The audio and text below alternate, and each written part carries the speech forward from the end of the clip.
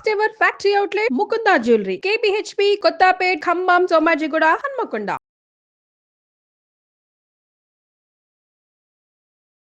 చిన్న పాపకు పెళ్లి చేశాక మేము ఎటువంటి సహాయం చేయలేదండి. కానీ పెద్ద పాప నుంచి మాకు ఎప్పుడు ఏదో ఒక ప్రాబ్లం వస్తూనే ఉంటుంది. అయితే దాని గురించి మా మధ్యన గొడవలు అయ్యి మా అల్లుడు గారు మా పాప మా దగ్గరికి రావట్లేదు, మమ్మల్ని పట్టించుకోవట్లేదు. మీరెవరని అడిగారు వాళ్ళు. ఈ ఇల్లు మాదేనండి అన్నాం. నా పేరు లక్ష్మి అని చెప్పాను. ఇది మాకు శిరీష అమ్మేశారండి, ఎప్పుడో మీరు శిరీష దగ్గర కొనుక్కున్నాం అన్నారు. ఆమె ఎలా అమ్ముతారండి, ఎన్నాళ్ళు అయింది అమ్మే అని చెప్పి 3 months అయింది అన్నారండి. మీరు నాకు రాసిచ్చారు, నేనేం చేసుకుంటే మీకు ఎందుకు అన్న. నేను ఒక్కటే మాట మాట్లాడుతున్నాను, మమ్మల్ని చూసేవాళ్ళు ఎవరు లేరు. మా హస్బెండ్కి హెల్త్ ప్రాబ్లం, నేను ముసలిదాన్ని. మీ ఇద్దరం ఎక్కడికి వెళ్తాం? పెద్ద కూతురుకి పెట్టిన నాళ్ళు పెట్టాం. వాళ్ళకి ఎప్పుడైతే డబ్బులు ఇవ్వట్లు మానేసాం, మాతో మాట్లాడటం మానేసి గొడవ పెట్టుకున్నారు. సో ఇప్పుడు మీరు నిలదీస్తే అలా ఎందుకు చేసావు, మాకు ఉన్న జీవనాధారం తీసేసావు, మా తదంతరం తీసుకోవాల్సిందని అంటే ఏమంటుందో? అనాథాశ్రమంలో వేస్తా అన్నట్టుగా మాట్లాడారు. వీళ్ళు అమ్మాయిలు కనలేదు, వెళ్ళలు కన్నారు. అది సర్ప్రైజ్. ఆడపిల్లలు లక్ష్మీదేవులు అనుకున్నామండి మేము. విన్నాళ్ళు ఇలా మోసం చేస్తారు అనుకోలేదు. ఇప్పుడు వరకు తల్లిదండ్రులను ఎక్కువ శాతం అనాథలుగా అలా రోడ్డు మీద వదిలేసి వెళ్ళిపోయిన అబ్బాయిలనే విన్నాము. బహుశా చాలా తక్కువ సార్లు వింటూ ఉంటామేమో. నా ఇల్లుకి అవసరమైతుందని నేను దాన్ని అమ్మేశాను. ఇప్పుడు నేను చేయాలంటే నేను చేయలేను మేడం. ఇప్పుడు అంత మళ్ళీ ఇన్వెస్ట్ చేసి నేను అక్కడ ఇల్లు వాళ్ళకి పెట్టాలంటే నేను పెట్టలేను. ఆమె వచ్చి నన్ను నువ్వు ఇల్లు ఎట్లా అమ్ముకున్నావు అని అంటే, నీకు ఇల్లు ఇచ్చినప్పుడు నేను అడగలేదు కదా. ఇప్పుడు నేను ఇవన్నీ చెప్తే నేను కూడా ఏం చేయలేను మేడం. ఎట్లయితే అట్లా అవుతుంది మేడం. ఇంకా నేను కూడా అంతే. ఇంకా నేను చేసిన తప్పు ఏదైనా ఉందంటే మా పిల్లల్ని మేము గుడ్డిగా నమ్మాము.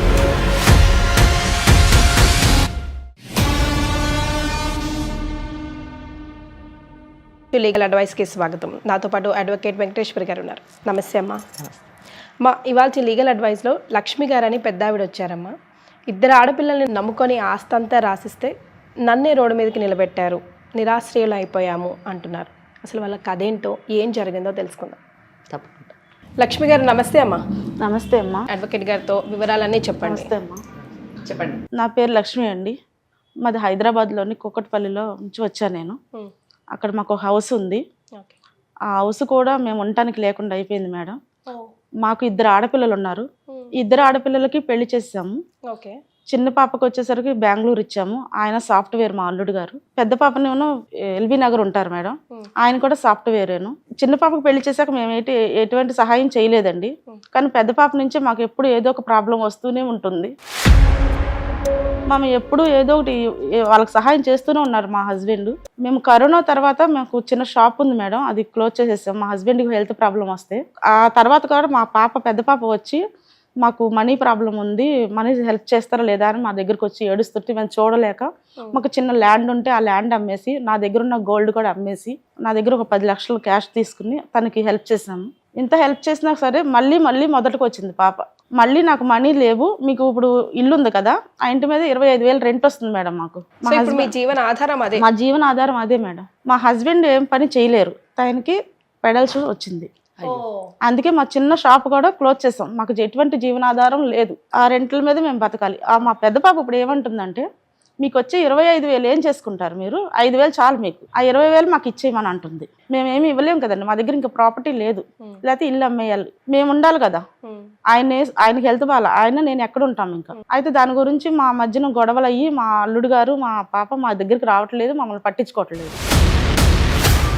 ఇదంతా మేము ఈ బాధ మా చిన్న కూతురు ఉన్నారు కదండి అంతా చెప్పుకున్నాము. ఆమె వాళ్ళ అక్కతో గొడవ పడింది. వాళ్ళ నాన్నగారికి బాగోపోయేసరికి వచ్చి మధ్యలో వస్తూ మమ్మల్ని బాగా చూసుకుంటూ హాస్పిటల్ తీసుకెళ్ళి మా ఆయనకి మెడిసిన్ ఇప్పించి బాగా చూసుకుంటుంది. ఇప్పుడు చిన్న కూతురు మొత్తం బాధ్యత తీసుకుంది. నాకేమనిపించిందంటే, ఇప్పటి వరకు పెళ్లి చేశాక చిన్న కూతురికి మేమేమి ఇవ్వలా, మాకు కొడుకులు లేరు, 2 ఆడపిల్లలే. పెద్ద కూతురికి ఇప్పటి వరకు మా దగ్గర ఉన్నదంతా ఆమెకు ఇచ్చేసాం. ఈ చిన్న పాప బాగా చూసుకుంటుందని నాకు అనిపించి మా ఆయనతో చెప్పాను, ఈ ఉన్న ఇల్లు చిన్న పాప పేరు మీద పెడదాం అన్నాను. మనం ఉన్న నాళ్ళు ఉంటాం, తర్వాత మన పాప తీసుకుంటుంది అన్నాను. నేనే మా ఆయనకి చెప్పాను, ఆయన కూడా సరే అని చెప్పేసి పాప పేరు రాసిచ్చేసాం. రాసిచ్చిన తర్వాత మా పాప ఏమందంటే, కొన్ని రోజులకి ఇల్లు రిపేర్ ఉందమ్మా, మీరు వెళ్ళే హాస్పిటల్కి దగ్గరలోనే ఒక రూమ్ చూస్తాను, అక్కడ ఉండండి. తన్ని హాస్పిటల్ తీసుకెళ్ళాలి కాబట్టి మీరు ఇంత దూరం నుంచి వెళ్ళాక ఈలో ప్రిపేర్ కూడా అవుద్ది, మనకి కొన్ని నెలలు బయట ఉండండి అని చెప్పింది. మేము ఒప్పుకుని బయట రెంట్కుంటున్నాము. రెంట్కుంటూ మేము వెళ్తుంటే కొన్ని రోజుల తర్వాత తను బెంగళూరు నుంచి కాల్ చేసింది నాకు. అమ్మ మేము టికెట్లు బుక్ చేస్తాము, నాన్నగారు మీరు బెంగళూరు వచ్చేయండి నా దగ్గరికి అని. బెంగళూరు ఎందుకమ్మా, ఇప్పుడు మేము రాలేము, ఇక్కడే ఉంటాము, మా శేష జీవితం అంతా ఇక్కడే గడిచిపోద్ది అన్నమ్మా. లేదమ్మా నేను ఇల్లు కట్టుకుంటున్నాను, మీరు వస్తే బాగుంటుంది అన్నాను. సరేనమ్మా ఇల్లు కట్టుకున్నాక కంప్లీట్ అయిన తర్వాత గృహప్రవేశానికి వస్తాము, అప్పుడు ఉంటాం కొన్ని రోజులు అన్నాం. అంటే సరే నందండి. సరే మేము ఒక రోజు మా ఆయన గారికి నాకు హాస్పిటల్ వెళ్ళి తిరిగి వస్తుంటే ఇల్లు చూడాలనిపించింది. ఆయన కష్టార్జితం కదండి, మాకు మిగిలింది అది ఒక్కటే, ఒకసారి చూడాలని చెప్పి. ఆ రెంట్లన్నీ మరి తనే తీసుకునేదా? ఇప్పటి వరకు మా చేతికి ఏమి ఇవ్వలేదండి. తనకి రాసిచ్చినప్పటి నుంచి ఇప్పుడు దాకా లేదు, మేము 6 నెలల నుంచి బయటే ఉన్నామండి. హాస్పిటల్ ఖర్చు మీ ఖర్చులంతా తనే చూసుకుంది. ఓకే. సరే ఇల్లు చూడాలనిపించి ఈయన నేను వెళ్ళాము. అయితే మేమున్న ప్లాట్ లో వేరే వాళ్ళు ఉన్నారు, ఈ రెంట్లకి ఇచ్చిన వాళ్ళు కూడా వేరే వాళ్ళు ఉన్నారు. మేము వెళ్ళి అడిగాము, ఇది మీది కాదు, మా ఇల్లు కదా, మీరు ఎవరండి ఉంటున్నారు? ఇండిపెండెంట్ హౌస్ G+3 అండి. మేము అందులో ఒక చిన్న పోర్షన్ లో ఉంటాము. అయితే మేము వెళ్ళి అడిగాము, మీరెవరని అడిగారు వాళ్ళు. ఈ ఇల్లు మాదేనండి అన్నాం. నా పేరు లక్ష్మి అని చెప్పానండి. ఇది మాకు శిరీష అమ్మేశారండి, ఎప్పుడో మీరు శిరీష దగ్గర కొనుక్కున్నాం అన్నారు. మా చిన్న పాప పేరు శిరీష అండి. ఆమె ఎలా అమ్ముతారండి, ఎన్నాళ్ళు అయింది అమ్మి అని చెప్పి 3 months అయింది అన్నారండి. మేము 1 week బ్యాక్ కూడా తనకు కాల్ చేసింది, తనే కాల్ చేసింది మమ్మల్ని, చిన్న పాప. కానీ తను మాకేమి చెప్పలేదు, చెప్పకపోతే మేము ఇద్దరు నిస్కాయ స్థితిలో ఉన్నామండి, ఏమి చేయలేని పరిస్థితి మాది. ఎవరికి చెప్పుకుంటాము? మాకు ఇప్పుడు అడిగారా మీ అమ్మాయిని? వెంటనే కాల్ చేసామండి మేము మా పాపకి, మా చిన్నల్లుడికి మా పాపకి కాల్ చేస్తే చిన్నల్లుడు అయితే ఏమి మాట్లాడలేదు, మా పాపే మాట్లాడింది. మీరు నాకు రాసిచ్చారు, నేనేం చేసుకుంటే మీకు ఎందుకు అంది. నేను ఒక్కటే మాట మాట్లాడుతున్నా, మమ్మల్ని చూసేవాళ్ళు ఎవరు లేరు. మా హస్బెండ్ హెల్త్ ప్రాబ్లం, నేను ముసలిదాన్ని, మీ ఇద్దరం ఎక్కడికి వెళ్తాం? పెద్ద కూతురుకి పెట్టిన నాళ్ళు పెట్టాం, వాళ్ళకి ఎప్పుడైతే డబ్బులు ఇవ్వట్లు మానేసాం, మాతో మాట్లాడటం మానేసి గొడవ పెట్టుకున్నారు. చిన్న మాగా చూస్తుంది కదా మేమే పెట్టాం, మాకు ఇష్టపూర్వకంగానే పెట్టాం. మా తదనంతరం తీసుకుంటే బాగుంటుంది. కానీ ఇప్పుడు ఆమె ఏమంటుంది, మీరు నా దగ్గరికి రమ్మంది. ఎలా ఉంటామండి అల్లుడి దగ్గరికి వెళ్ళి అంటే, పోనీ వెళ్ళలేకపోతే మీరు అనాథాశ్రమంలో వేస్తా అన్నట్టుగా మాట్లాడారు.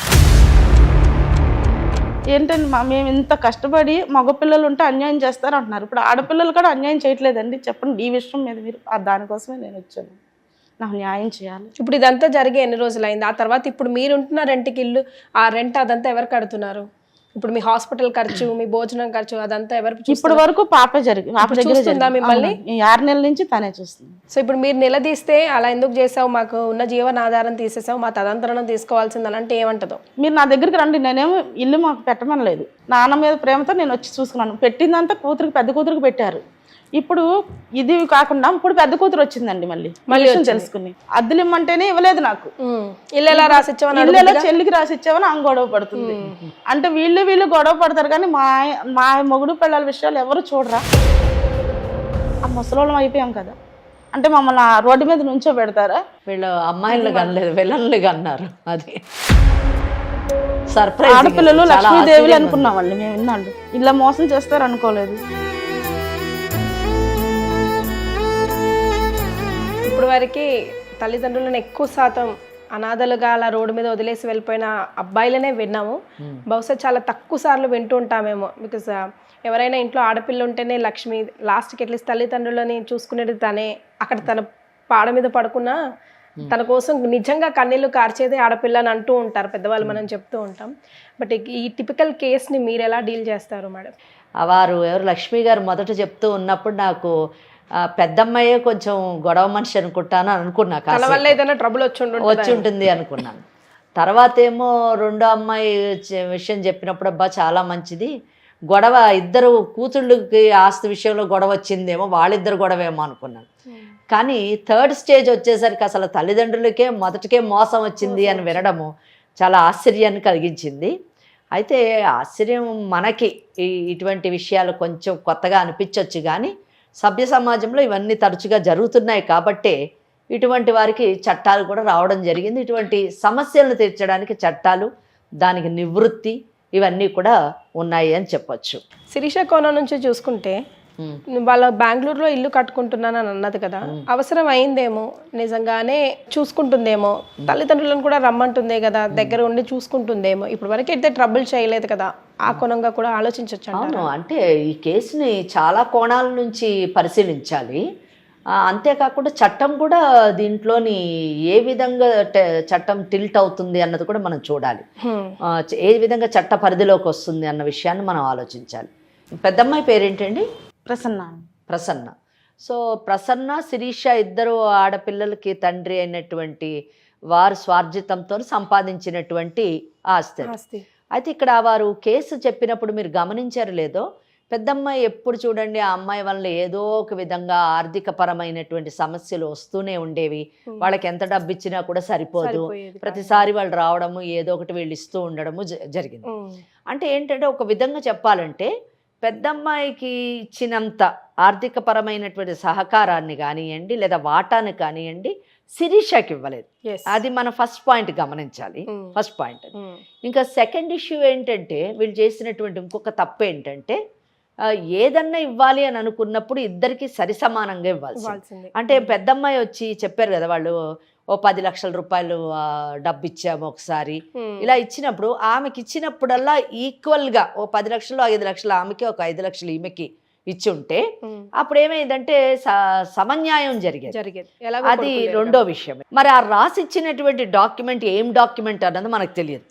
అది వీలునామానా లేదా గిఫ్ట్ డీడా లేకపోతే సేల్ డీడా ఏంటి అన్నది మనకి ఏం రాశారమ్మా? రిజిస్ట్రేషన్ చేసిందమ్మా. సరే, ఆవిడ మేబీ పెద్ద ఆవిడ చెప్పలేకపోతున్నారు.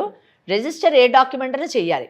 ఇప్పుడు గిఫ్ట్ డీడ్ అయినా చేయాల్సిందే, వీలునామా అయినా చేయాల్సిందే, సేల్ డీడ్ అయినా చేయాల్సిందే, ఏదో ఒకటి మొత్తం మీద అయితే అమ్మాయికి ఇచ్చారు. సో ఇక్కడ అలా ఇవ్వడం వల్ల ఒక్కసారి మీరు ఆలోచించండి. అంటే స్ట్రిక్ట్గా మన ముందు ఒక పెద్దావిడి, వయసులో పెద్దావిడి, మాకు న్యాయం చేయండి, మేము చాలా దయనీయమైనటువంటి పరిస్థితుల్లో ఉన్నాము అని కూర్చున్నారు కాబట్టి, మన ఈ కార్యక్రమానికి వచ్చారు కాబట్టి ఏదో ఒకటి చెయ్యాలి అనేటటువంటి ఒక సదుద్దేశంతో మాట్లాడడమే కానీ స్ట్రిక్ట్గా చట్టపరంగా తీసుకుంటే మరి మీరు ఒక డాక్యుమెంట్ అయితే రాశారు, రిజిస్టర్ కూడా చేశామని చెప్తున్నారు. మరి రిజిస్టర్ చేసిన తర్వాత ఫస్ట్ ఆస్పెక్ట్ అది ఆ అమ్మాయికే చెందుతుంది ఒకటి. రెండవది చెందకుండా ఉండాలి అని అంటే అఫ్కోర్స్ కొన్ని చట్టాలు ఉన్నాయి. ఆ చట్టాల ప్రకారంగా మనము దాన్ని ఎలా ఇది చేయాలో తిరిగి పొందాలో అది నేను తర్వాత మాట్లాడతాను. కేవలం ఇప్పుడు వీళ్ళ గ్రీవియన్స్ ఏంటంటే మేము బ్రతికుండంగానే ఈ ఆస్తిని ఆమెకు రాసిచ్చాము, ఆమె అమ్మేసింది, మాకు ఇంకా ఆధారం లేకుండా ఆధారపడేలా అయ్యింది అన్నది వీళ్ళ కేసు. కనుక అమ్మ మరి మీరు ఎందుకు రాసిచ్చారు కదా ఆస్తిని, రాసిచ్చిన తర్వాత అది ఆమెకే చెందుతుంది కదా, శిరీషకే ఇవ్వాలని ఇచ్చారు కదా. అవును మేడం కదా, శిరీషకే ఇవ్వాలని ఇచ్చారు. ఇచ్చిన తర్వాత ఇంకా మీరు మళ్ళీ దాని గురించి మాట్లాడకూడదు కదా. మేము 1 వీక్ బ్యాక్ కూడా కాల్ చేసాం మేడం. అమ్ముతున్నాను అని ఒక్క మాట వాళ్ళ నాన్నగారికి కానీ నాకు కానీ చెప్పలేదు. ఓకే, చెప్పకపోగా మరి ఇప్పుడు వచ్చి అల్లుడి దగ్గరికి వెళ్ళి మేము అక్కడే మేము వాళ్ళ మీద ఆధారపడినట్టు ఉంటుంది కదా. అలా కాదు, అల్లుడి దగ్గరికి వెళ్ళి నిలబడాల్సిన అవసరం లేదు. ఇప్పుడు ఇక్కడ మీరు ఒక్క విషయం గమనించండి. ఇప్పుడు మీకు చెప్పలేదు కాబట్టి మేము బాధపడుతున్నాము, చెప్పలేదు కాబట్టి నేను ఇక్కడ మట్టుకు వచ్చాను అన్నది సమస్య కాదు. ఎందుకంటే ఒకసారి మీరు ఇచ్చేసిన తర్వాత అది ఆమెకే చెందుతుంది. ఆమె అమ్ముకుంటుందా, ఉంటుందా, లేకపోతే ఇంకెవరికన్నా దానం చేసుకుంటుందా అన్నది అది ఆమె ఇష్టం కదా. మీ హక్కు ఆమెకి వెళ్ళిపోయింది. అయితే ఒక్కటి, మా పెద్దమ్మాయి వచ్చి గొడవ పడుతుంది అంటే ఒక అర్థం ఉంది. ఎందుకంటే ఆమెకు కూడా అందులో వాటా రావాలి అని ఆమె కోరుకోవడంలో తప్పులేదు. కానీ మీరు రాసి ఇచ్చేసిన తర్వాత మీ రెండో కూతురు దాన్ని అమ్ముకుంది అంటే మీకు ప్రశ్నించేటటువంటి హక్కు ఎక్కడుంది? ఇంకోటి, మీరు ఇంకో మాట అన్నారు, అల్లుడి దగ్గరికి వెళ్ళి నిలబడ్డము అని అన్నారు కదా. మీరు అల్లుడి దగ్గరికి వెళ్ళి నిలబడాల్సిన అవసరం లేదు. మీకంటూ ఒక గది తీసిచ్చి దానికి రెంట్ కట్టి ఆమె అన్ని విధాలు అన్ని సదుపాయాలు ఆమె మీకు అందజేస్తున్నప్పుడు మీరు ఏ విధంగా డిప్రైవ్ అవుతున్నారు, అంటే మీకు ఏ విధంగా నష్టం కలుగుతుంది అన్నది నాకు వచ్చినటువంటి అనుమానం.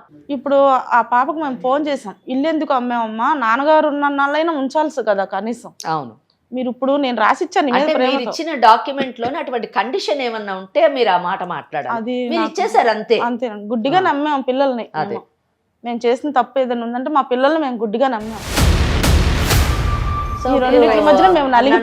ఒకసారి మీ అమ్మాయితో మాట్లాడదామా అండి? అసలు ఆ అమ్మాయి ఏమంటుంది, ఆ అమ్మాయి ప్రాబ్లం ఏంటి? ఎందుకంటే మీరే అన్నారు కదా అక్కడ ఇల్లు కట్టుకుంది అని బెంగళూరులోని. ఆ ఇల్లు కట్టుకోవడానికి కావలసినటువంటి డబ్బుని ఈ ఇల్లు అమ్మి మరి సమకూర్చుకొని ఆ ఇల్లు కట్టిందా? మరి మిమ్మల్ని చూసుకునేటటువంటి అవకాశం ఉందా? మిమ్మల్ని ఎలా చూస్తుంది? అసలు ఎందుకు తను అలా మాట్లాడుతుంది అన్న విషయం మనం మాట్లాడితే బాగుంటుందేమో అని నేను అనుకుంటున్నాను. సో శిరీషతో ఒకసారి కాల్ మాట్లాడుతాం. అమ్మా శిరీష, హలో, ఎవరండి? నేను అమ్మను మాట్లాడుతున్నాను. అమ్మా చెప్పండి. నేను బాగున్నాను, కానీ నువ్వు మాట్లాడింది అనుకు నాకు చాలా బాధ కలిగి నేను సుమన్ టీవీకి వచ్చానమ్మా. ఎందుకు, ఏమైందమ్మా?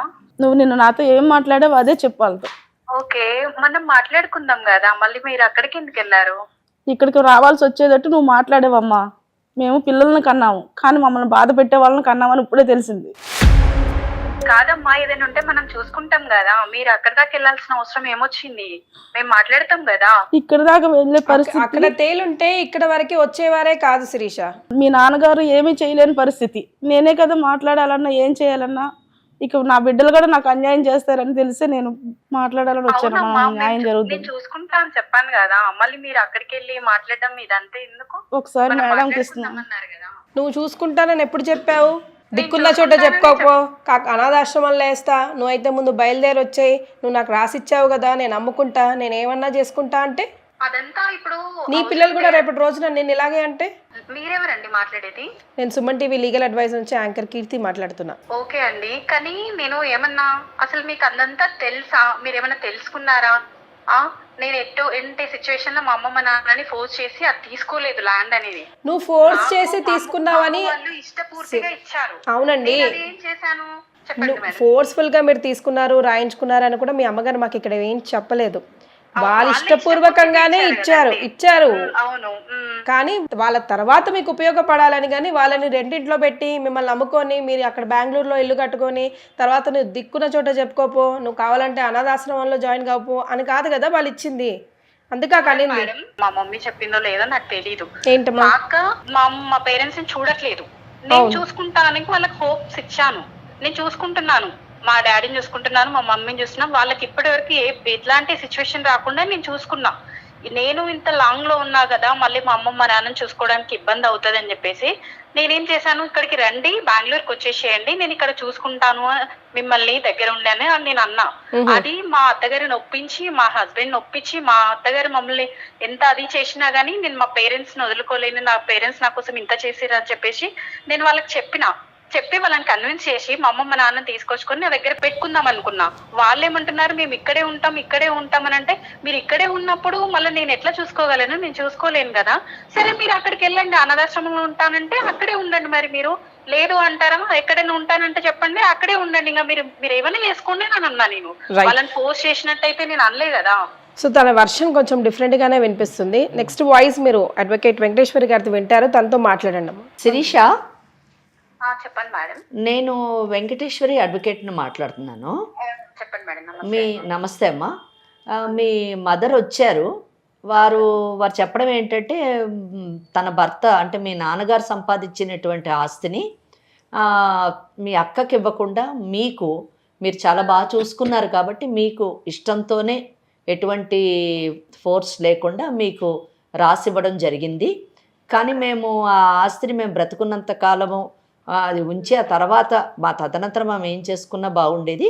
కానీ ఆమె అమ్మేసింది. కనీసం అమ్మేటప్పుడు మాకు ఒక విషయం కూడా, ఒక్కసారి కూడా ఒక మాట కూడా చెప్పలేదు. అది మాకు చాలా బాధను కల్పించింది. అంతేకాకుండా ఎందుకమ్మా ఇలా చేసావంటే, మీ ఇష్టం అన్నది చేసుకోండి, అనాథాశ్రమంలో ఉండండి కావాలంటే అని మాట్లాడుతుంది ఆ అమ్మాయి అని చెప్పారు వారు. మీరు మాట్లాడితే మీ వర్షన్ వేరేగా ఉంది. మీరేమంటున్నారంటే నేను చూసుకుంటాను అని అన్నాను. అయినా కూడా వాళ్ళు దానికి కదా మేడం. ఇప్పుడు నేను లాంగ్ డిస్టెన్స్ లో ఉన్నా మేడం, వాళ్ళ హెల్త్ బాగాలేని వాళ్ళు నా దగ్గరికి రమ్మని చెప్పిన, వాళ్ళు రాలేదు. నేను ఒక గది కూడా వాళ్ళకి సెపరేట్ గా పెడతానని చెప్పిన, అట్లా కూడా వాళ్ళు వినలేదు. వినలేనప్పుడు నేనేం చెప్తాను, ఇంత బాగా చూసుకున్నప్పుడు మీరు అక్కకి అన్ని ఇచ్చిరు, నేను అవిట్లో ఎప్పుడు నేను వాళ్ళని ఇబ్బంది పెట్టలేదు. మా అమ్మ వాళ్ళు బాగుండాలి అనే ఉద్దేశంతో చూసిన. నాకు ఇచ్చిన ఒక్క ప్రాపర్టీ మా ఇల్లు, అది కూడా నాకు యూజ్ అవుతది. దాని వల్ల కొంచెం నేను ఇల్లు కట్టుకుంటే మా అమ్మ వాళ్ళు కూడా వస్తారు, ఇటు మా అత్తగారు కూడా చెప్పుకోవడానికి ఉంటదనే ఉద్దేశంతో నేను నా పేరు మీద ఇచ్చేసారు కదా అన్న హోప్ తోటి నేను దాన్ని అమ్మేయడం జరిగింది. అమ్మించినా కానీ నా ఇల్లు ఉపయోగపడింది కదా. ఒక్క నిమిషం, మీరు ఆ ఇల్లు అమ్మింది మీరు అక్కడ బెంగళూరులో ఇల్లు కట్టుకోవడానికి అమ్మారా అమ్మా? అవునండి. ఓకే. దానికోసమే తప్పించి నేను వాళ్ళని చూసుకోలేనని ఎప్పుడు చెప్పలేదు. వాళ్ళు ఇదంతా ఫోర్స్ చేసి ఇట్లా ఇట్లా అని అంటేనే మీరు ఇష్టం, నేను రాకపోతే నేనేం చేయలేను, ఇప్పుడు అక్క చూడలేదు కాబట్టి నేను చూసుకుంటా అన్నా, మీరు ఇట్లా అంటున్నారు కదా మీ ఇష్టం, ఇంకా మీరు ఏమైనా చేసుకోండి. అంటే మేము కష్టపడి సంపాదించినటువంటి ఆస్తి పెద్ద అమ్మాయికి ఇవ్వకపోయినా రెండో అమ్మాయికి ఇచ్చాము, ఆ అమ్మాయి మంచిదని మమ్మల్ని చూసుకుందని. కానీ మేము ఉండగానే మాకు ఒక మాట కూడా చెప్పకుండా ఆస్తిని ఆమె అమ్మేసింది, మమ్మల్ని బాధ కలిగించింది మాకు అని వాళ్ళు చెప్తున్నారు. అంటే వాళ్ళ సెంటిమెంట్ని గౌరవించి లేదా వారి మీద మీకున్నటువంటి ప్రేమని దృష్టిలో పెట్టుకొని మీరు మళ్ళీ వారి గురించి ప్రత్యేకంగా ఒక ఆస్తిని ఇక్కడ హైదరాబాద్లో కొని ఇచ్చేటటువంటి అవకాశం ఉందా అండి? అట్లా ఏం చేయలేను మేడం, ఎందుకంటే మా పేరెంట్స్ నాకు ఇష్టంతో ఇచ్చారు కదా అని నా ఇల్లుకి అవసరమైతుందని నేను దాన్ని అమ్మేశాను. ఇప్పుడు నేను చేయాలి అంటే నేను చేయలేను మేడం. ఇప్పుడు అంత మళ్ళీ ఇన్వెస్ట్ చేసి నేను అక్కడ ఇల్లు వాళ్ళకి పెట్టాలంటే నేను పెట్టలేను. మీరు ఒక్కరే కాదు, మీతో పాటు మీ అక్క కూడా మీ తల్లిదండ్రులకు పుట్టినటువంటి ఆమె, మరి ఆమెకు కూడా అన్యాయం జరిగినట్టే. రావట్లేదు కదా మేడం, ఎవరు ముందుకు రావట్లేదు. ఆమె నాతోనే కూడా పెట్టుకుంటుంది, ఇట్లా చేసినావు అట్లా చేసినావు అని చెప్పేసి. అప్పుడు ఆమె డబ్బులు తీసుకునేటప్పుడు నేను ఎవరిని ఏమీ అడగలేదు, తనని అడగలేదు, వీళ్ళని అడగలేదు. ఇప్పుడు ఆమె వచ్చి నన్ను నువ్వు ఇల్లు ఎట్లా అమ్ముకున్నావు అని అంటే, నీకు ఇల్లు ఇచ్చినప్పుడు నేను అడగలేదు కదా, నీకు ల్యాండ్ ఇచ్చారు. నిజంగా ఇది చట్ట పరిధిలో కానీ తీసుకొని వెళితే మరి కేసు జరిగినప్పుడు చాలా విషయాలు సాక్ష్యాధారాల మీద అన్ని జరిగిన తర్వాత ఒక తీర్పు రావడం జరుగుతుంది.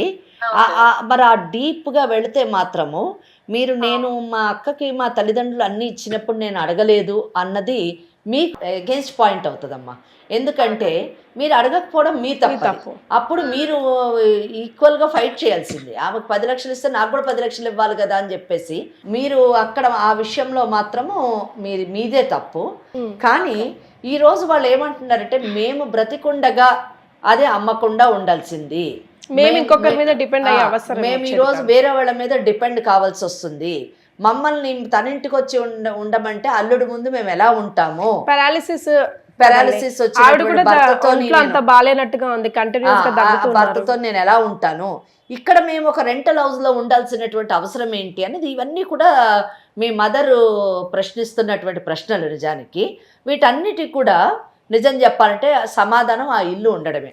కానీ ఆ ఇంటిని మీరు చెప్పకుండా అమ్మివేయడం అన్నది కొంచెం బాధ కలిగించినటువంటి విషయం. అయితే మీరు ఒక లాజికల్గా ఒక పాయింట్ అయితే చెప్తున్నారు, నాకు రాసిచ్చారు కాబట్టి నేను ఏమైనా చేసుకోవచ్చు అనే ఉద్దేశంతో నేను అమ్మాను మేడం అని అంటున్నారు.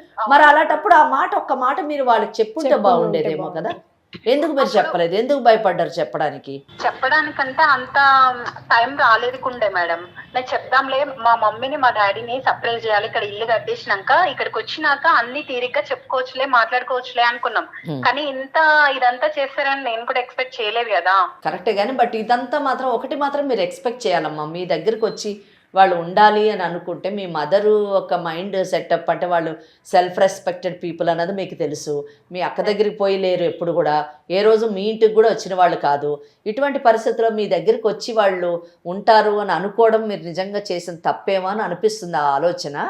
ఏదేమైనా కానీ ఇప్పుడు వాళ్ళకి ఆల్టర్నేటివ్ మీరు ఏర్పాటు చేయకపోతే ఇక్కడ హైదరాబాద్లోని చట్టం మీకు కొంచెం ఎగెయిన్స్ట్గా ఉందమ్మా. నిజానికి సీనియర్ సిటిజన్స్ యాక్ట్ అని చెప్పేసి ఒక చట్టం వచ్చిందమ్మా. ఈ చట్టం ప్రకారం ఏంటంటే సీనియర్ సిటిజన్స్ యొక్క ఆస్తి కానివ్వండి, వాళ్ళ హక్కులకు కానివ్వండి, ఏవైనా భంగం కలిగినప్పుడు సీనియర్ సిటిజన్స్ ఆ చట్టాన్ని ఇన్వోక్ చేసేటటువంటి అవకాశం ఉంది. ఆ చట్టం ప్రకారము తల్లిదండ్రులు ఏదైనా ఆస్తిని తమ బిడ్డలకు ఇచ్చి వాళ్ళకు కావలసిన రీతిలోని వాళ్ళకి సదుపాయాలు జరగనప్పుడు తిరిగి ఆ ఆస్తిని పొందేటటువంటి అధికారము ఆ చట్టం వాళ్ళకి కలిగించింది. అంటే ట్రిబ్యునల్ నిజం చెప్పాలంటే ఆ ఆస్తిని తిరిగి మళ్ళీ వాళ్ళ వశం చేసేనంత అధికారాన్ని ఆ ట్రిబ్యునల్ కలిగి ఉంటుంది. ఆ చట్టం అంత అధికారాన్ని సీనియర్ సిటిజన్స్ కి ఇవ్వడం జరిగింది. లేదు మేడం, దానికి ఏం నేను ఒప్పుకోను. ఎందుకంటే వాళ్ళు ఇష్టపూర్తిగా ఇచ్చారు, నేను వాళ్ళను అడగలేదు, ఫోర్స్ చేయలేదు. మా పేరెంట్స్ నేను చూసుకుంటానని చెప్పేసి వాళ్ళకి నాకు ఆ ధీమా ఉంది కాబట్టి నేను ఇల్లు అమ్మగలిగాను. ఇప్పుడు మీరు ఇవన్నీ చెప్తే నేను కూడా ఏం చేయలేను మేడం. ఓకే ఒక మాట వినండి, నేను చట్టం గురించి మీకు చెప్పాను. మీరేమంటున్నారంటే ఇప్పుడు ఇది నేను చెప్పింది ఏం కొత్త విషయం కాదమ్మా. చాలా వేల కేసులు కింద కోర్టులలోని ట్రయల్ కోర్ట్స్లో ఫైల్ అవుతుంటాయి. ఇంకా సీనియర్ సిటిజన్స్ యాక్ట్ 2007కి రాకముందు నిజానికి తల్లిదండ్రులు కానివ్వండి లేదా ఎవరైనా ఆత్మీయులు కానివ్వండి తమకిష్టమైనటువంటి వారికి గిఫ్ట్ డీడ్ కానివ్వండి లేదా ఇంకే డాక్యుమెంట్ అన్నా చేసి వాళ్ళకు కావలసిన విధంగా సదుపాయాలు ఆ వ్యక్తి చేయనప్పుడు దాన్ని క్యాన్సిలేషన్కి కూడా వేసుకొని కేసులు గెలిచి తిరిగి ఆస్తులు పొందినటువంటి కేసులు ఎన్నో ఉన్నాయి. అటువంటి తీర్పులు చరిత్రలో ఎన్నో ఉన్నాయమ్మా. కనుక మీరు ఒప్పుకున్నా ఒప్పుకోకపోయినా చట్టం తన పని తను చేసుకుంటూ పోతూనే ఉంటుంది. ఇంకొకటి ఇక్కడ మీ కేసులో ఇంకొక ప్రాబ్లం ఏముందంటే మీ పేరెంట్స్ సపోర్ట్ ఉన్నంత మటుకే మీరు ఈ మాటలన్నీ మాట్లాడగలరు, కానీ లేని పక్షంలో మీ సిస్టర్ మీ అక్క ఆమె ఒక్కదానికే అధికారం కాదు, నాకు కూడా అధికారం ఉంది, ఇందులో నాకు కూడా భాగం వస్తుంది అని రేపు ఆమె కూడా లిటిగేషన్ స్టార్ట్ చేస్తే మీ ఇద్దరు అక్కచెల్లెళ్ళు తల్లిదండ్రులు అందరూ కలిసి కోర్టు చుట్టూ ఒక 20 సంవత్సరాలు తిరగాలి. ఆ కోర్టు ఖర్చులు కానివ్వండి ఇంకా ఇతర ఖర్చులు అన్నీ పెట్టుకుంటే ఆ ఆస్తి కంటే ఎక్కువ అయ్యేటటువంటి అవకాశాలు ఉన్నాయి. కనుక నేనేమంటున్నానంటే Sirisha, you think for some alternative మీ పేరెంట్స్కి. Don't expect. అంటే నేను అనేది ఏంటంటే మీ పేరెంట్స్, నేను మిమ్మల్ని ఏం తప్పు పట్టట్లేను, మీరు అనుకోవడంలో కూడా తప్పు లేదు. నాకు రాసి ఇచ్చేశారు కాబట్టి నేను నా ఇష్టం ఉన్నట్టు చేసుకోవచ్చు అని అనుకొని చేశాను మేడం అని అన్నారు మీరు అమ్మేనని. కానీ బట్ ఒక్క చిన్న తప్పు ఏంటంటే మీ పేరెంట్స్కి చెప్పుకుంటే బాగుండేది, కానీ మీరు దానికి మళ్ళీ జస్టిఫికేషన్ ఇచ్చారు, మా పేరెంట్స్ సడన్ సర్ప్రైజ్ ఇవ్వాలనుకున్నాను అని అన్నారు.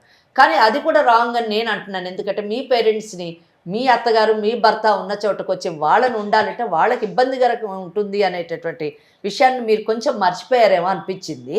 ఏది ఏమైనా కానీ ఇక్కడ ఇరుపక్షాలు ఒక విధంగా చెప్పాలంటే ఎవరి మటుకు వాళ్ళు ఎవరి స్థాయిలో వాళ్ళు కరెక్ట్గానే ఆలోచించారని చెప్పచ్చు. కానీ ఒక్కసారి కోర్టులో కేసులు అంటూ పడితే ఈగో అన్నది దెబ్బతినకూడదమ్మా. సమ్ టైమ్స్ ఈగో దెబ్బతిన్నప్పుడు కోర్టులో కేసులు పడితే దాని నెట్ రిజల్ట్ కొన్ని సంవత్సరాలు కొన్ని తరాలు బాధను క్షోభను అనుభవించవలసి ఉంటుంది. నిజంగా ఆస్తుల విషయాల్లోని డబ్బులు పోగొట్టుకొని ఆస్తులు పోగొట్టుకొని టైం పోగొట్టుకొని జీవితాలు పోగొట్టుకున్నటువంటి వారు ఎందరో ఉన్నారు. అటువంటి పరిస్థితి మీకు రాకూడదని నేను కోరుకుంటున్నాను. నేనేం అడ్వైస్ చేస్తున్నానంటే ఇది కోర్టు పరిధిలోకి వెళ్ళే కంటే కూడా తల్లిదండ్రులు మీరు మీ అక్క అందరూ కూర్చొని సామరస్యంగా ఒక కన్క్లూషన్కి వచ్చి మీ తల్లిదండ్రులకు ఒక ఆల్టర్నేటివ్ ప్రాపర్టీని మీరు ఏర్పాటు చేసి వాళ్ళ తదనంతరం ఎవరికి ఎంత రావాలో వాళ్ళు తీసుకుంటే బాగుంటుందేమో అని నేను అనుకుంటున్నాను. లేని పక్షంలోని కోర్టుకు వెళ్తే మాత్రము కోర్టు తప్పకుండా ఆ పని చేస్తుందండి. చట్టం మీ వైపు టోటల్గా లేదు అని నేను చెప్పగలను. నేను కూడా ఇంత సఫర్ చేసి వాళ్ళ కోసం ఆలోచించి నేను ఇదంతా చేసిందే కానీ ఇట్లా చేస్తారని నేను ఎక్స్పెక్ట్ చేయలేదు. ఎట్లయితే అట్లా అవుతుంది మేడం. ఇంకా కూడా అంతే, ఇంకా ఏమనట్లేదు. ఇక్కడ ఈ అమ్మాయి వినే పరిస్థితిలో లేదు శిరీష. వీళ్ళ తప్పు ఏంటంటే ఆ అమ్మాయికి రాసిచ్చేయడం. ఆ డాక్యుమెంట్ కూడా ఒకసారి చూడాలండి నిజం చెప్పాలంటే. ఒకవేళ ఆ డాక్యుమెంట్లో ఏమైనా కండిషన్స్ ఉండి అంటే చాలా మటుకు ఏమని పెడతారంటే తల్లిదండ్రులు మమ్మల్ని చూసుకున్నంత కాలము మమ్మల్ని సేఫ్గా చూసుకుంటారని ఆశిస్తూ ఈ ఆస్తిని ఇవ్వడం జరిగింది అని రాస్తూ ఉంటారు. పేపర్లు ఉన్నాయమ్మా మీ దగ్గర? ఉన్నాయమ్మా. సరే, ఆ పేపర్లు చూపిస్తారా? తీసుకొచ్చి మీకు చూపించండి. చూపిస్తే దాంట్లో ఉన్నటువంటి కండిషన్స్కి అంటే కొంతమంది ఇప్పుడు ఈ కేసులో మేము బ్రతుకున్నంత కాలము ఈ ఆస్తి మా చిన్న కూతురు ఆధ్వర్యంలోనే ఉండాలి, మా తదనంతరం మేము ఏమైనా చేసుకోవచ్చు అనేటువంటి కండిషన్ ఉందనుకోండి. ఆ కండిషన్కి వ్యతిరేకంగా ఈ అమ్మాయి కానీ చేస్తే తప్పకుండా వీళ్ళు అది క్యాన్సిలేషన్ అంటే క్యాన్సిల్ చేయండి అని వెళ్ళొచ్చు. లేదా సీనియర్ సిటిజన్స్గా మా హక్కుకి భంగం కలిగింది, మేము ఈరోజు నిరాశ్రయులుగా రోడ్డు మీద ఉన్నాము, ఆమె దయా దాక్షిణ్యాల మీద బ్రతకవలసినటువంటి అవసరం మాకు లేదు, కనుక మా ఆస్తిని మాకు రెస్టోర్ చేయండి అనేటటువంటి కేసును కూడా వీళ్ళు సీనియర్ సిటిజన్స్ యాక్ట్ని ఇన్వోక్ చేయొచ్చు. అది థర్డ్ పర్సన్స్కి అమ్మారు కాబట్టి ఆల్టర్నేటివ్ అరేంజ్ చేయండి అని చెప్పేసి దానికి తగ్గ రేటుకు తగ్గట్టుగా ఆర్డర్ ఇచ్చేటటువంటి అవకాశం కూడా ఈ కేసులో ఉంది. అమ్మ మీరు ఒకటే చెయ్యాలి, మీ అమ్మాయి ఇప్పుడు దురదృష్టం ఏంటంటే మీరు మంచి ఉద్దేశంతోని ప్రేమతోని బిడ్డలపైన అనురాగంతో మీరు తీసుకున్నటువంటి నిర్ణయము ఒక తప్పుడు నిర్ణయంగా మారింది. దాని నెట్ రిజల్ట్ ఏంటంటే మీరు నిరాశ్రయులయ్యారు, మీరు ఈ రోజున మానసిక క్షోభకు లోనవుతున్నారు. పెద్దమ్మాయి ఏమో మా తల్లిదండ్రులు నాకు అన్యాయం చేశారు, నా హక్కుకి భంగం కలిగించారు అని ఆ అమ్మాయి బాధపడుతుంది. రెండో అమ్మాయి ఏమో మాకు ఇచ్చినట్టే ఇచ్చి ఈరోజు నన్ను ఇటువంటి సమస్యలోని పెట్టారు అని ఆ అమ్మాయి బాధపడుతుంది. ఇట్లా ఇంతమంది బాధపడుతున్నారు కాబట్టి మీరందరూ కూర్చొని వీలైనంత మటుకు సెటిల్మెంట్ చేసుకోవడానికి ట్రై చేయండి. కానీ బట్ శిరీష ఏమాత్రం కూడా అంగీకరించే పరిస్థితిలో లేదు. ఎందుకంటే ఆమె అమ్మేసి వేరే ఇల్లు కట్టుకుంది కాబట్టి మళ్ళీ ఆమె రెస్టోర్ చేసేటటువంటి ఆర్థిక పరిస్థితి ఆమెకు లేకపోయి ఉండొచ్చు. ఏది ఏమైనా కానీ మీరు ఒకవేళ లేదు మాకు ఆ ఇల్లు కావాలి, మేము అది లేనిదే మేము బ్రతికేటటువంటి అవకాశం కష్టము, ఈ అమ్మాయి మాకు అన్యాయం చేసింది, మేము చెప్పింది ఒకటి ఈ అమ్మాయి చేసింది ఒకటి అనేటటువంటిది ఉంటే మీరు తప్పకుండా సీనియర్ సిటిజన్స్ యాక్ట్ని మీరు ఇన్వోక్ చేయొచ్చండి. మీరు దాన్ని ఆశ్రయించి తప్పకుండా మీకు మా ఇల్లు మాకు కావాలి, మా ఆస్తి మాకు కావాలి, మేము నిరాశ్రయులుగా ఉండడానికి వీలు లేదు, మాకు న్యాయం చేయండి అని చెప్పేసి మీరు ట్రిబ్యునల్ని ఆశ్రయిస్తే మీకు న్యాయం జరిగేటటువంటి అవకాశం ఉంది. అయితే కేసు వేసే ముందు అంటే మీకు ఈ లీగల్ అడ్వైస్ కార్యక్రమం మీకు అండగా ఉంటుంది. ఈ కేసు కూడా లీగల్ అడ్వైస్ ఈ కార్యక్రమం ద్వారానే టేకప్ చేద్దాము. కానీ టేకప్ చేసే ముందు ఒక్కసారి మాకు ఆ డాక్యుమెంట్ చూపించండి. ఆ డాక్యుమెంట్లో వలన మీకు ఎంత బలం చేకూరుతుందో చూసి దాన్ని బట్టి మనం నిర్ణయం తీసుకొని మీకు వీలైనంత న్యాయం చేయడానికి ప్రయత్నిస్తాము. ఇంకొకటండి, ఇక్కడ ఆస్తే కాదు, వాళ్ళకి ఆధారము ఆదాయము లేనప్పుడు మెయింటెనెన్స్ కూడా అడిగేటటువంటి అవకాశం ఉంది. ఆడపిల్లలైనా ఎవరైనా ఈరోజు ఆడపిల్లలు ఆస్తులు తీసుకున్నప్పుడు బాధ్యతలు కూడా పంచుకోవాలి. దట్ ఈస్ వాట్ చట్టం చెప్తుంది. కనుక వీళ్ళు ఇప్పుడు రెండో అమ్మాయి మీద పెద్ద అమ్మాయి మీద కూడా మేమిద్దరం ఇప్పుడు నిరాశ్రయాలు, మాకు వేరే ఆధారం లేదు. అప్పుడు ఆ ఇల్లు ఉన్నప్పుడు 25,000 రెంట్ వచ్చేది, ఆ రెంట్ ద్వారా బ్రతికేవాళ్ళం. ఈ రోజు అది కూడా లేదు, మేము ఎలా బ్రతకాలి, ఇద్దరు మెయింటెనెన్స్ ఇవ్వండి అని అడగాలి. అవకాశం ఉంది. కనుక మెయింటెనెన్స్ కూడా మీరు అడిగేటటువంటి అవకాశం ఉంది. మనము ఇదంతా కూడా చూద్దాము, డాక్యుమెంట్స్ అన్ని చూసి పరిశీలించి తప్పకుండా ఈ కేసు టేకప్ చేసి వీలైనంత మటుకు చట్ట పరిధిలోని మీకు ఎంతవరకు న్యాయం జరుగుతుందో మనం పరిశీలిద్దామండి. అవకాశం ఉంటే తప్పకుండా ఈ కేసు టేకప్ చేద్దాం. లక్ష్మి గారు విన్నారు కదా, కంగారు పడకండి, కొంచెం ముందు సామరస్యంగా మాట్లాడుకునే ప్రయత్నం చేయండి. మేడం గారు చెప్పినట్టుగా లేని పక్షాన డాక్యుమెంట్స్ అన్ని ఒకసారి మేడం గారికి చూపిస్తే నెక్స్ట్ ఏం చేయొచ్చో మీకు మంచి గైడ్ చేస్తారు. అలాగే thank you so much ma'am. ఇది ఇవాళ 49 సమర్పించు లీగల్ అడ్వైస్. మరో ఎపిసోడ్తో మళ్ళీ కలుసుకుందాం. నమస్కారం.